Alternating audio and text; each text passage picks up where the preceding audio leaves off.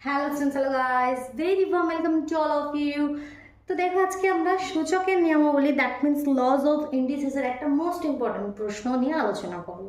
তো দেখো, প্রশ্নটি লিখে নিয়েছি, 2 এর পাওয়ারে এক্স ইজ ইকুয়াল টু 3 এর পাওয়ারে ওয়াই ইজ ইকুয়াল টু 12 এর পাওয়ারে জেড।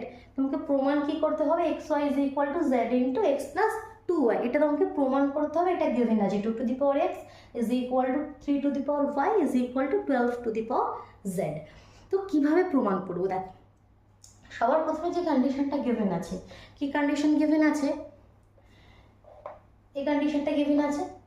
তো দেখো, আমি যে কন্ডিশনটা গিভেন আছে কি করি, সেটা ইজ ইকুয়াল টু আমি কি ধরে নিচ্ছি, সেটা ইজ ইকুয়াল টু আমি কি ধরে নিচ্ছি, কে। ঠিক, আমি সেটা ইজ ইকুয়াল টু কি ধরে নিচ্ছি, কে। এবার দেখো, তাহলে আমি লিখতে পারি 2 এর পাওয়ারে X is equal to K.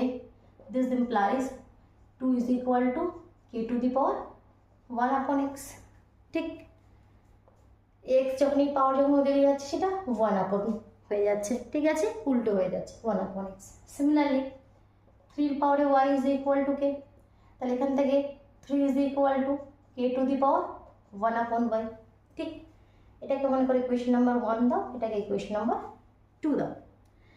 Next হচ্ছে 12 টু দি পাওয়ার জেড, সেটা ইজ ইকুয়াল টু ওকে, কারণ এটা এটা এটা তিনটেই আমি কে ধরে নিয়েছি। ঠিক আছে, ব্র্যাকেটে এখানে ধরি লিখে দেবে। তো এখান থেকে আবার কি পাবো? 12 is equal to K to the power 1 upon Z. প্রথমে দেখো, আমরা তিনটে ইকুয়েশন এখান থেকে পেলাম। এবার দেখো, 12কে আমি কি লিখতে পারি?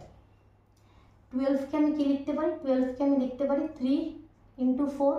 ঠিক, 12কে আমি লিখতে পারি, আমি এই দুটো টার্মে আমি চেঞ্জ করে দেবো। তো এখানে 4টাকে তাহলে আমি লিখে দেবো 3 ইন্টু 2 এর পাওয়ারে স্কোয়ার।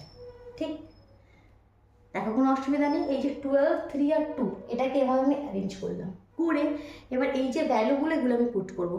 এতটা ক্লিয়ার হলো? তোমাদের বইয়ে এই প্রশ্নটি দেওয়া হয়েছে, কিন্তু টেকনিকটা জানতে হবে। ঠিক আছে, বইয়ে তো সমস্ত কিছু দেওয়া আছে, তাহলে আমরা পারি না কেন? কারণ কি, আমাদেরকে প্রসেসটা আমাদের জানা নেই। ঠিক আছে, তো সেটা আমাদেরকে বুঝতে হবে। তিনটে ইকুয়েশন বের করলাম, এখানে কোনো অসুবিধা নেই। অসুবিধা হলে অবশ্যই কমেন্ট বক্সে জানাও। এবার 12 থেকে কীভাবে অ্যারেঞ্জ করলাম, এই 2 আর 3 ফর্মে অ্যারেঞ্জ করে নিলাম। এবার কি, যে যার জায়গায় ভ্যালু পুট করে দেবো। 12 মানে কি, কে এর পাওয়ারে 1 আপন জেড। 3 মানে কি, কে এর পাওয়ারে 1 আপন ওয়াই।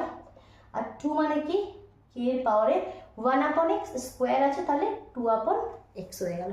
ঠিক, ক্লিয়ার? কোনো অসুবিধা নেই? দেখো, কোনো অসুবিধা নেই।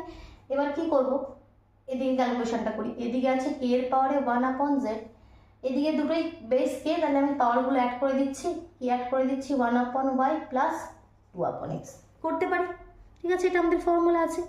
এবার দেখো, দুটোর পাওয়ারে বেস বেস সেম কে, তো সেটাকে আমরা হাটিয়ে দিতে পারি, এখান থেকে সরিয়ে দিই। তাহলে এখান থেকে পেয়ে যাবো 1 upon Z is equal two 1 upon Y plus 2 আপন এক্স। তো এটাকে অ্যারেঞ্জ করলে আমাদের যেটা ফাইনাল প্রমাণ করতে হবে সেটা পেয়ে যাবো। কীভাবে অ্যারেঞ্জ করছি? এদিকটা একটু এলসিএম করে নিচ্ছি। এক্স ওয়াই, ওয়াই আছে তাহলে উপরে এক্স যাবে, এখানে এক্স আছে তাহলে উপরে 2 আছে, তার সঙ্গে ওয়াই। এবার কী করবো, দেখো কীভাবে আছে, x y is equal to, তাহলে এক্স ওয়াইটাকে ওদিকে পাঠিয়ে দিই আর জেডটাকে এদিকে পাঠিয়ে দিই। কি, তাহলে নেক্সট লাইনটা কী করবো, এক্স ওয়াইটা এদিকে পাঠিয়ে দিলাম আর জেডটাকে এদিকে পাঠিয়ে দিলাম, Z into x plus 2y। দেখো তো কোনো অসুবিধা আছে? আর বুঝে যাচ্ছে? দেখো, ক্লিয়ার? চল, তাহলে এটা হচ্ছে আমাদের সূচকের নিয়মের একটা মোস্ট ইম্পর্টেন্ট প্রশ্ন। তোমরা অবশ্যই নোট করে নাও এবং সাথে প্র্যাকটিস করো একবার নিজেরা। কেমন? চলো তাহলে আজকের মতো টাটা।